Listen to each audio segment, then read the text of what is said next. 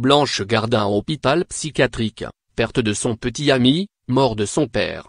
Les drames de sa récente quadragénaire, Blanche Gardin est la comique du moment. Ce lundi 28 mai, elle a une nouvelle fois fait mourir de rire le public de la 30e cérémonie des Molières lors de laquelle elle a notamment remporté le Molière de l'humour. Mais l'humoriste révélé par le Jamel Comedy Club et passé par la série de Canal+, Working Girl, a connu une première vie beaucoup plus chaotique.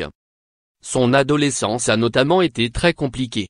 Blanche Gardin est alors une mauvaise élève fumeuse de shit comme elle le confiait dans un portrait qui lui était consacré en février 2017 dans l'Aube. À 17 ans, la jeune femme fugue de chez ses parents, avec une copine, on s'était dit, viens, on va suicider. Finalement, avec son amie, Blanche traverse l'Europe pendant 9 mois.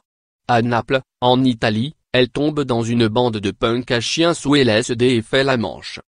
Finalement, après la mort par overdose de son petit ami, elle rentre à Paris, chez ses parents. Après avoir passé le bac, elle entame des études en sociologie.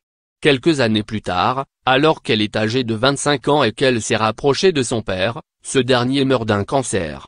J'étais dévastée par ce deuil, je traînais ma carcasse dans un métier pour lequel je n'avais pas le moindre talent, raconte dans l'Aube celle qui était à l'époque éducatrice spécialisée.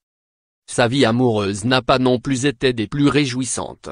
Après la mort de son petit ami lors de son road trip en Europe, elle tombe amoureuse de 2 hommes. Cette histoire dure 10 ans.